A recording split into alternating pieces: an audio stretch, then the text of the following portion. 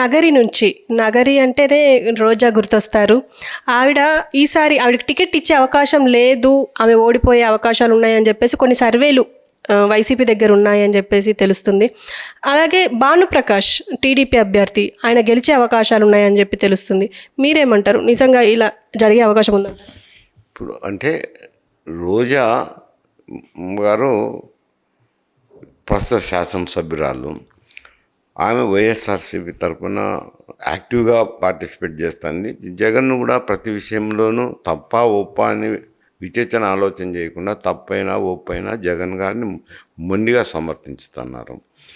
సమర్థించేటప్పుడు ఒక సర్వే రిపోర్ట్లు వచ్చినాయని చెప్పి తీసివేసి వేరే క్యాండిడేట్ను మారుస్తారో అనేది మీ చెప్పే అనుమానం. బట్టి అది వాస్తవమో కాదో నాకైతే తెలియదు కదా.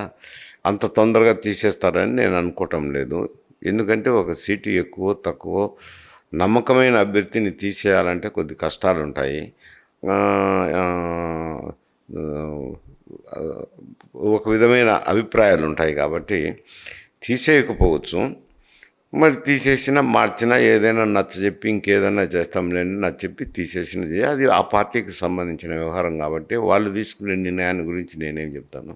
అంటే టీడీపీ కంచుకోట ఒకప్పుడు అని చెప్పేసి మాట్లాడుకుంటారు. అంటే ఈవెన్ రోజా కూడా నగరి నుండి టీడీపీ నుంచే గెలిచారు, తర్వాత వైసీపీలోకి వెళ్ళారు అని అంటారు. ఈసారి భానుప్రకాష్ గెలుస్తారంటున్నారు. అది ఏం చెప్పలేనులేండి. ఎందుకంటే ఎన్నికల ముందు నిలబడినప్పుడు ప్రత్యర్థులు ఇద్దరు సమానంగానే ఉంటారు. గెలిచేది 5,000 10,000తో గెలుస్తుంటారు కాబట్టి దాని అంకెలు సంఖ్యలు ఇప్పుడు చెప్పాలంటే కష్టం. అది ఓకే సార్. అండ్ ఇప్పుడు మళ్ళీ పవన్ కళ్యాణ్ అలాగే చంద్రబాబు నాయుడు ఇద్దరు ఓడిపోతారు అని చెప్పేసి కొన్ని సర్వేలు అండ్ రైస్ సర్వే లాంటి సర్వేలు కూడా చెప్తున్నాయి. అంటే ఒకవేళ అంటే ఆల్రెడీ పవన్ కళ్యాణ్ 2 సార్లు ఓడిపోయిన పరిస్థితి, అంటే 2 చోట్ల నిలబడి ఓడిపోయిన పరిస్థితి 2019 ఎలక్షన్లో. ఈసారి ఓడిపోతే కష్టం ఆయనకి మళ్ళీ అంటే రాజకీయ జీవితం. ఈవెన్ టీడీపీ నుంచి చంద్రబాబు నాయుడు ఓడిపోతారు అంటున్నారు. అసలు ఇది జరిగే అవకాశం ఉందంట? ఆ రైస్ సర్వే అంటున్నారు, అది ఎవరి సర్వేనో ఎవరికి చేస్తున్నారో. ఈ సర్వే సంస్థలు చెప్పిన దాంట్ మీద స్పందించాలంటే కొద్ది కష్టం. ఎందుకంటే రిపీటెడ్ సర్వే సంస్థలు చేసిన విషయాలు అయితే అదొక విషయం. వాళ్ళు స్వతంత్రంగా వాళ్ళ సంస్థకు కోసం చేసి మేము చెప్పింది నిజమైందని నిరూపించుకోవాలా అని చేసే సంస్థలు వేరు కొన్ని ఉన్నాయి. ఈ రైసు ఇటువంటివన్నీ చిన్న చిన్న సంస్థలంతా ఎవరికో పనిచేస్తుంటారు. ఎవరు డబ్బు ఇస్తే వాళ్ళకు అనుకూలంగా రిపోర్ట్లు ఇస్తుంటారు. రెండోది శాంపుల్ ఎంత తీసుకున్నారో ఎవరికి తెలియదు. ఇవన్నీ ఏదో తీసుకొని వాళ్ళు ఏదో ప్రచారం కోసం చెప్పే దాంట్ మీద నేను స్పందించమంటే ఏం స్పందిస్తాను. పిఠాపురంలో ఆయన పవన్ కళ్యాణ్ ఓడిపోతారు, నగిరిలో కుప్పంలో చంద్రబాబు నాయుడు ఓడిపోతాడంటే ఆ సర్వే ఎంత సర్వేనో అర్థమవుతుంది కదా. దాని మీద నేను స్పందించడం కూడా హాస్యాస్పదంగా ఉంటుంది. అది రికగ్నైజ్ చేయాల్సిన అవసరం కూడా లేదు. అంటే ఒకవేళ పవన్ కళ్యాణ్ ఓడిపోయే అవకాశాలు ఏమైనా ఉంటే, ఒకవేళ ఓడిపోతే ఆయన పరిస్థితి ఏంటంటారు? ఇప్పుడు ఆయన ఓడిపోతాడని నేను ఎట్లా చెప్తాను. ఆయన పిఠాపురంలో ఆ సామాజిక వర్గం బాగుండారు. ఇంతకుముందు కూడా తెలుగుదేశం అభ్యర్థి గెలిచినాడు కాబట్టి ఏదో నచ్చ చెప్పుకున్నారు, అక్కడ నిలబడినారు. ఒక పార్టీకి నాయకుడిగా ఉండి అక్కడ వెళ్ళినప్పుడు గెలిచేదేం పెద్ద సమస్య ఉండదు, గెలుస్తాడు అనుకుంటా. ఓడిపోతే ఏమవుతుంది అనేది అనుకునే దానికంటే గెలుస్తాడు కాబట్టి ఆయనకి ఏమి ఇబ్బంది ఉంది.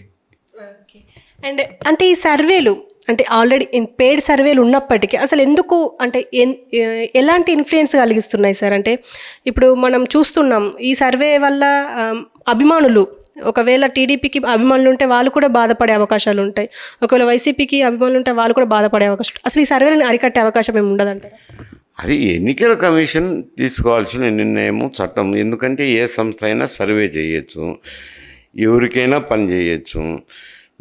వాటిలో సచ్చీలత ఎంత ఉంది, స్వచ్ఛందంగా ఎంతమంది చేస్తున్నారు, ఎవరికైనా పని చేస్తున్నారా, శాంపుల్ అనేది ముఖ్యమవుతుంది. ఎందుకంటే 200 300 మందిని 10 మందిని 20 మందిని అడిగి నేను సర్వే చేసినానని చెప్తే నియోజకవర్గంలో 20 మంది కనీసం 2,000 3,000 మందిని 2,000 నుంచి 5,000 మందిని తీసుకుంటే ఒకవేళ కొంచెం సర్వే ఒక రకమైన సర్వే రావచ్చు. వీళ్ళు 20 మందిని 30 మందిని అడిగి నేను సర్వే చేసినట్టుంది అని చెప్తే వాటిని గురించి ఆలోచన చేయాల్సిన అవసరం లేదు. వాటిని గురించి పెద్ద ప్రజలు కూడా పట్టించుకోరు. దానివల్ల ఆ సర్వేలు ఇచ్చిన రిపోర్ట్ల వల్లనే ప్రజల్లో మార్పు వస్తుందంటే నేను నమ్మను. ఎందుకంటే ప్రజలు వాళ్ళకు కొన్ని యాడ్ స్టిక్స్ ఉంటాయి. ఒక పార్టీ మీద ఒక అభిప్రాయం ఉంటుంది.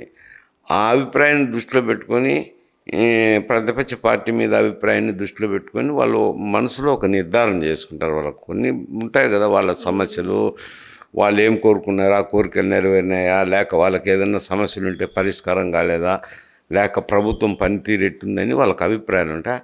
ఆ అభిప్రాయాలను బట్టే వాళ్ళు ఒక నిర్ణయం తీసుకుంటారు. కానీ ఇటువంటి చిన్న చిన్న సర్వే సంస్థలు చేసినవి ప్రభావితం అవుతారంటే నేను నమ్మను. సార్, కాంగ్రెస్ నుంచి 20 మంది ఎమ్మెల్యేలు బీఆర్ఎస్లోకి వస్తున్నారు, నేను వాళ్ళని కావాలని ఆపినా అని చెప్పేసి కేసీఆర్ నిన్న మీటింగ్లో అన్నారు. అంటే మనం చూస్తున్నాం రెగ్యులర్గా బీఆర్ఎస్ నుంచి కాంగ్రెస్లోకి వెళ్ళడం చూస్తున్నాం. కానీ కాంగ్రెస్ నుంచి బీఆర్ఎస్లోకి వచ్చిన దాఖలాలు ఎక్కడ లేవు. దీని గురించి మీరేమంటారు? ఇప్పుడు ఆయన చెప్పే మాటలను చాలా మాటలు విశ్వసించాల్సిన అవసరం లేదు. ఎందుకంటే బీఆర్ఎస్ పార్టీ ఇక ఉంటుందా పోతుందా, మరి ఏం సమస్య, గ్రామాల్లోకి వెళ్తే కిందకు వెళ్తే ఏం పరిస్థితిలో, చాలామంది టికెట్లు ఇచ్చిన తర్వాత కూడా టికెట్లు వద్దనుకొని పోయి కాంగ్రెస్ పార్టీలో చేరి టికెట్లు తీసుకుంటున్నారు. ఎమ్మెల్యేలు కూడా చేరిపోతున్నారు. చేరిపోయేటప్పుడు దాదాపు 20 మందో ఎంతమందో చేరినారు. ఇంకా ఏదో టచ్లో ఉన్నారు మాతో అని అంటారు. అవన్నీ సరే, వేరే విషయం. ప్రస్తుతానికైతే కొందరు చేరిపోయినారు. అటువంటి చేరిపోయే తరుణంలో ఇది వాళ్ళ పార్టీ శాసనసభ్యులను నిలుపుకునేదానికి మాట్లాడిన మాటే కానీ వాస్తవానికి కాంగ్రెస్ పార్టీ నుంచి ఆయన దగ్గరికి పోయి ఉంటారంటే ఎవ్వరూ నమ్మరు. ఏదో వాళ్ళ పార్టీలో కార్యకర్తలను ఉత్తేజపరచడానికైతేనో వాళ్ళ నాయకులు పారిపోకుండా ఉండేదానికి, నిలుపుదల చేసుకునేదానికి ఇటువంటి మాటలు మాట్లాడుతుంటారు. దాంట్లో ఆ మాటలకు విశ్వసనీయత ఉండదు అంటారు. అండ్ అదే మీటింగ్లో ఇంకో మాట అన్నారు. అంటే ఫస్ట్ టైం ఢిల్లీ లిక్కర్ స్కామ్లో కవిత అరెస్ట్ అయిన విషయం అందరూ తెలిసిందే. ఆవిడ కేసుకు సంబంధించి ఇంతవరకు ఎప్పుడు మాట్లాడలేదు, ఏ సభలో మాట్లాడలేదు, ఎక్కడ మాట్లాడలేదు ఏ మీడియాతో. అండ్ ఈసారి అంటే నిన్న మీటింగ్లో మాట్లాడారు. నరేంద్ర మోడీ దుర్మార్గుడు, నేను దీన్ని ఖండిస్తున్నా అని చెప్పేసి మాట్లాడారు. మీరేమంటారు? నేనేమన్నానంటే అది కేసు ఈడీ ఇంతకుముందు సిబిఐ దర్యాప్తు చేసినారు.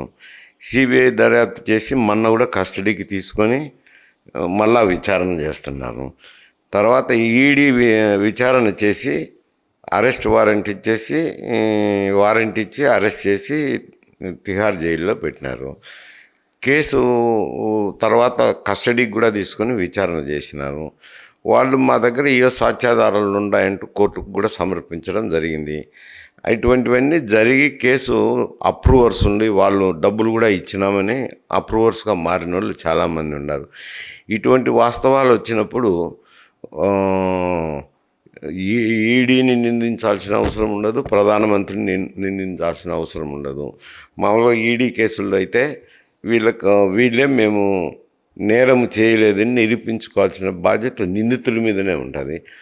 అది నేరం లేదని నిరూపించుకొని బయటకు వచ్చి ఇప్పుడు మాట్లాడితే సమంజసంగా కనపడుతుంది. కానీ ఇప్పుడు మాట్లాడడం అంటే కేవలం ప్రజలకు మభ్యపెట్టేదానికి మాట్లాడే మాటలే, కానీ అంతకు మించి ఏముంటుంది దాంట్లో.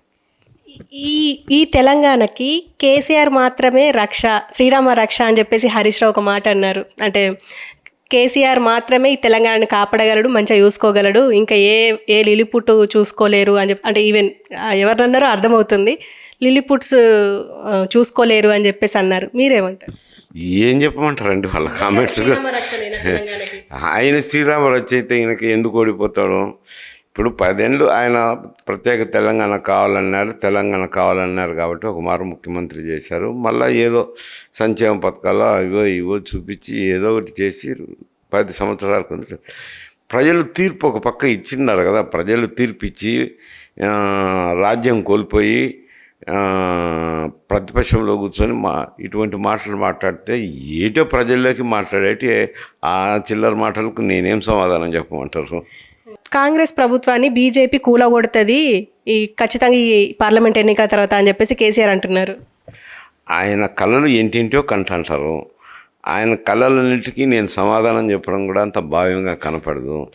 ఈ బీజేపీ కాంగ్రెస్ ప్రభుత్వాన్ని, కాంగ్రెస్కు బీజేపీకి అయితే నేషనల్ లెవెల్లో ఆల్టర్నేటివ్. ఎక్కడ కూడా కాంగ్రెస్ పార్టీనే ప్రధాన శత్రువుగా చూస్తారు. వాళ్ళు పడగొట్టాలనుకుంటానే పడిపోవడానికి ఏమన్నా ఇలా కాంగ్రెస్ ఎమ్మెల్యేలు పోతే కదా పడగొట్టేది. ఇప్పుడు కర్ణాటకలో అయితే కాంగ్రెస్ ప్రభుత్వం ఉంది కదా, దాదాపు 6 మాసాలు సంవత్సరం అవుతుంది కదా. ఏమి చేయలేనప్పుడు ఇక్కడ చేస్తారని మాట్లాడడంలో అర్థం లేదు.